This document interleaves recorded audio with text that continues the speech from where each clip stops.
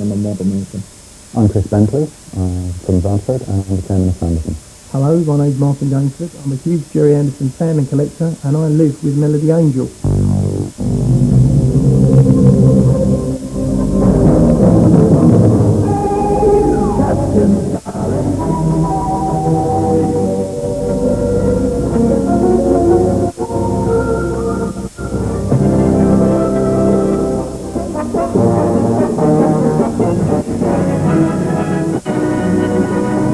Jerry Anderson was, and probably is, England's most foremost maker of science fiction adventure TV series.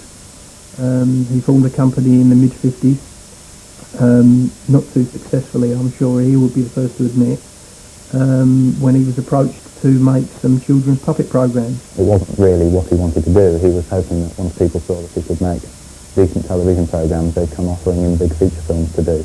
But unfortunately he found himself in a niche. He wanted to do James Bond, and he found himself doing Andy Pandy. So he was really upset. So what he did is he pushed the whole process. He pushed the puppets, he pushed the special effects and music. And 10 years later he was doing Thunderbirds, Captain Scarlet, these big adventure shows. And he effectively did these action films through the medium of a kids' television program.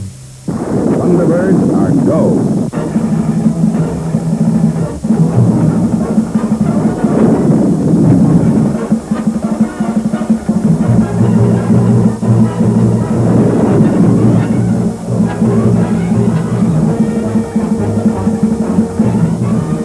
I grew up in the 60s, and every time you watch TV, there's like an astronaut getting into a rocket and blasting off to the moon, the great space race.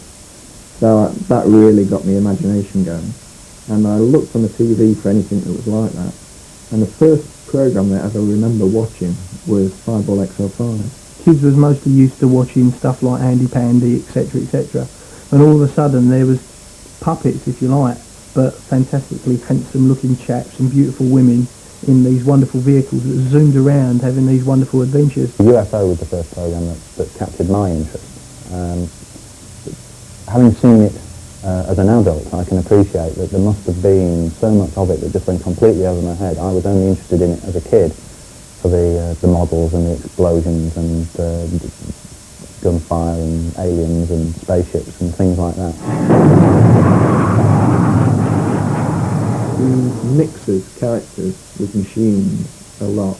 Machines are as important as the characters. And in a lot of science fiction shows, it's always characters, machines are very little. They're hardly in it. Whereas Jerry Anderson is literally using them as the virtual stars of the show. Having vehicles was one of the answers to one of the problems that Jerry Anderson had, was the fact of getting the characters to walk. And they could never quite make the characters walk properly. So the puppets would sit in a chair and they'd pull a lever, and their chair would move, or the console would move, or the floor moves, or the entire building moves. Everything moves in the Jerry Anderson show except the characters.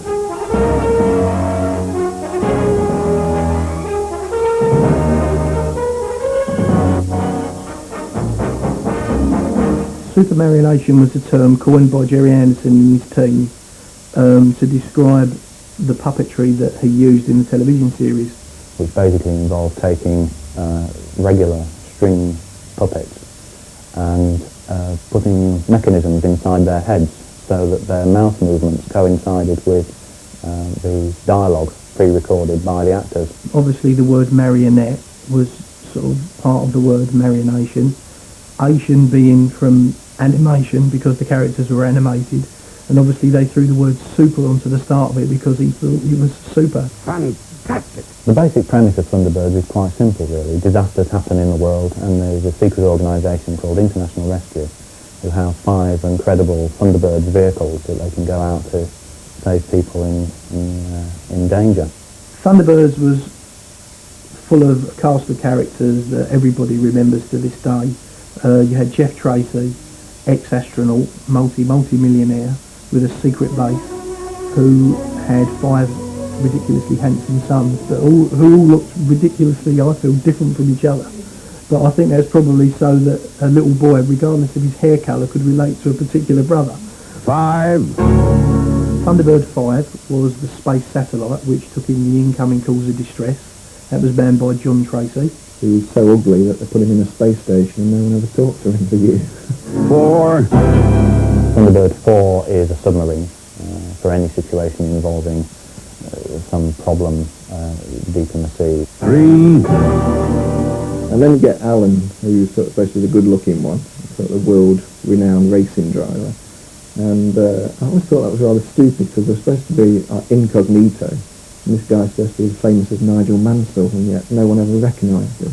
2, Thunderbird 2 is a big mobile transport vehicle that ferries the essential equipment to the danger zone to help out. 1, And you had Thunderbird 1, possibly the coolest of all the Thunderbird vehicles, piloted by possibly the coolest of the brothers, Sean Connery lookalike, Scott Tracy. Leave this to me.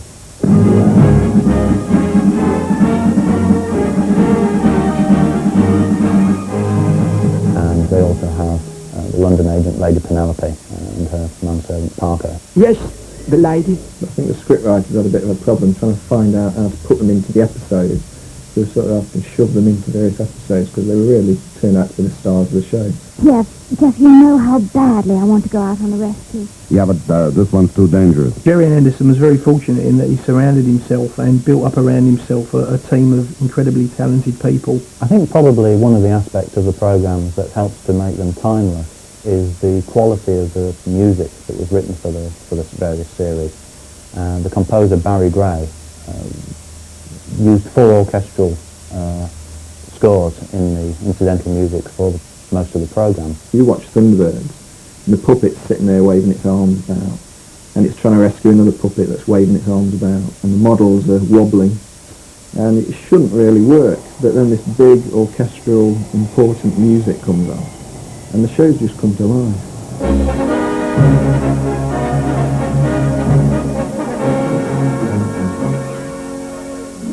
Probably the most famous of all people was Derek Meddings, who sadly died very recently.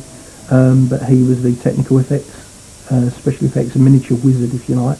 He designed, along with a chap called Mike Trim, the bulk of the vehicles in all of the programmes.